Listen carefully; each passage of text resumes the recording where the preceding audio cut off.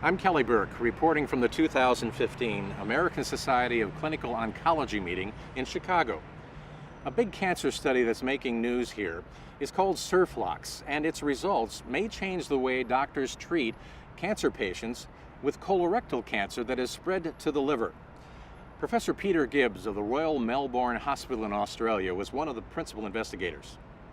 For some time we have treated patients with colorectal liver metastases with a form of internal radiation therapy. Radiolabeled resin microspheres are directly injected into the liver artery, delivering a very high dose of radiation directly to liver tumours. Up until now, however, we've focused on patients that have had lots of previous chemotherapy and only been given SIRT when that treatment has begun to fail. A study looked at what happens when we combine SIRT with our standard first-line combination chemotherapy in patients with metastatic colorectal cancer that had spread to the liver, rather than waiting until it had lots of previous therapies and the therapies were starting to fail.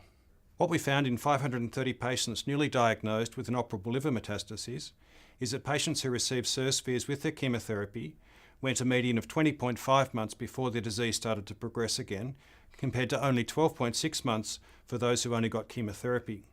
That's a major difference of 7.9 months, which translates to a 31% lower risk of disease progression in the liver. I think this is important news for patients with colorectal cancer that has spread to their liver.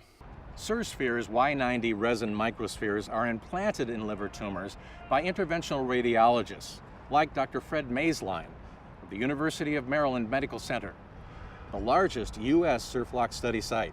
The patients are brought to the operating suite where they are given a light conscious sedation to help them feel more comfortable during the procedure. The procedure itself is relatively short. I thread a catheter up through an artery in their leg and then directly into the arteries in the liver that supply the tumors. The Sirsphere particles themselves have properties that are very similar to that of the blood, which supplies the nutrients and oxygen to these tumors.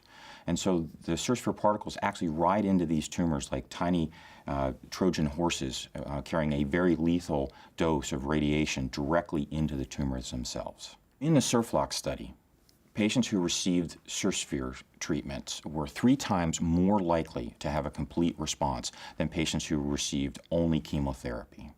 This is actually very nicely illustrated by this CT scan of a patient's liver 4 years after they received Sirsphere treatment, demonstrating a durable, lasting, complete response in this patient.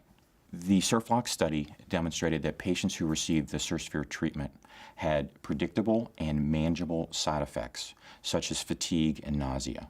Importantly, none of these side effects were severe enough to preclude the use of Sirspheres in addition to first-line chemotherapy for surgically unresectable liver metastases from colorectal cancer.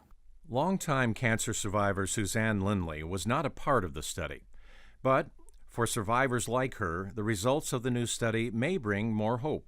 My liver tumors were growing out of control, and we had lost all hope. No treatment options available, and it was through a friend who had stage 4 colon cancer that I learned about Sirspheres.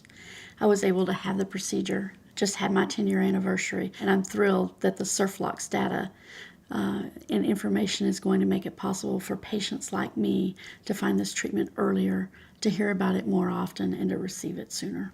The Sirflox study is just the first of a series of 3 clinical trials whose combined enrollment of more than 1,100 patients is big enough to show a potential overall survival benefit from first-line treatment with chemotherapy and Sirspheres Y90 resin microspheres. Results are expected in 2017. From ASCO in Chicago, I'm Kelly Burke.